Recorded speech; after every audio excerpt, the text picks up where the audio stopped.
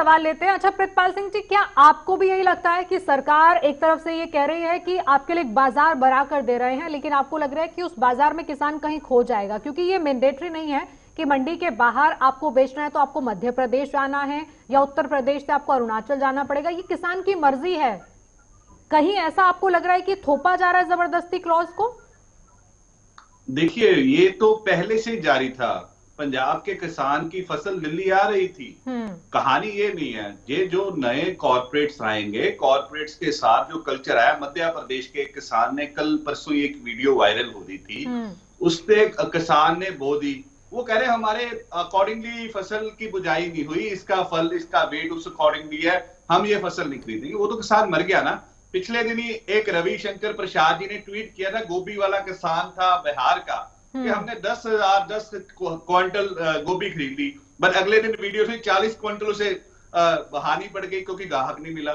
बेनती ये है, अभी इन कानूनों का जब लागू हुए हैं प्रियंका जी, एक सर्वे हुआ है 20 स्टेटों में, जिसमें पाया गया है कि 86%, 86% किसानों को नहीं मिल रही है एमएसपी का भाव।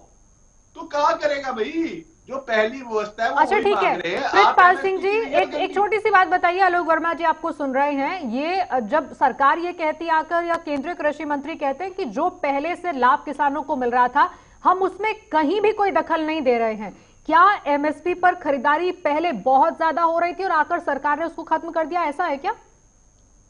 देखिए, बात ऐसी है कि जो पंजाब हरियाणा के किसान की मूल चीज है, वहां पे एश्योर्ड प्रोक्योरमेंट कर रही थी गवर्नमेंट ऑफ इंडिया एफसीआई के थ्रू, जहां पे कनक और धान का वाजिब मूल्य मिल रहा था। यूपी के किसान भी वहां पर लेके आ गए थे। अभी मनोहर लाल खट्टर जी की स्टेटमेंट थी, जब ये धान की फसल की चुकाई हुई है ना, तो उन्होंने रोका यूपी का किसान हरियाणा की मंडी में आने से। क्यों रोका भाई? क्योंकि वो कह रहे हैं कि हमारे किसान को एमएसपी नहीं मिल पाएगी। 1000 रुपए का धान इनका बिक रहा है। अभी एफसीआई को ये खत्म करना चाहते हैं। जो शांता कुमार कमेटी की रिपोर्ट कह रही है, नितिन गडकरी की स्टेटमेंट्स कह रही हैं कि एफसीआई और एश्योर्ड प्रोक्योरमेंट हमारे ऊपर बर्डन है, जिसका हम बर्डन देख नहीं सकते। तो इन सभी चीजों के इश्यूज हैं और उसके ऊपर से काले कानून लागू कर दिए। पहले तो आप बातचीत कर रहे हैं, ऊपर से काले कानून लागू कर रहे हैं। इसीलिए तो इतने लोग बैठे हैं। अभी पढ़ा लिखा किसान है हमारा, किसान जो बैठा है वो इसी चीज की तो कह रहा है। अगर आप पुराना तंत्र चल रहा था, कोई किसान सड़कों पे नहीं था, सारी चीजें हो रही थी, आप नया तंत्र लेके तो दुरुस्त लेके आओगे कि उसमें वो भी खत्म कर दो, ये पुराना चल रहा है। अब प्राइवेट मंडी आ गई प्रियंका जी, और एक तरफ सरकारी मंडी है जहां पे 8.5% हम व्यापारी पे टैक्स लगा रहे हैं, किसान पे कोई टैक्स नहीं लगता। वहां पे कह रहे हैं वो टैक्स फ्री होगी।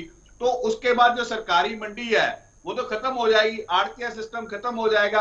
वो आदमी खरीदे या ना खरीदे, हमारे जैसे अमेरिका का किसान अपनी कनक और बाकी चीजें समुद्र में धकेल देता है ना, उन चीजों पे मजबूर हो जाएगा, आत्महत्या करने पे और रेशो बढ़ेगी अगर ये कानून लागू हो गए। आज हमने अपनी जवानी और आने वाली पीढ़ियां उन्हें बचाना है, इसलिए किसान सड़कों पे है। अच्छा ठीक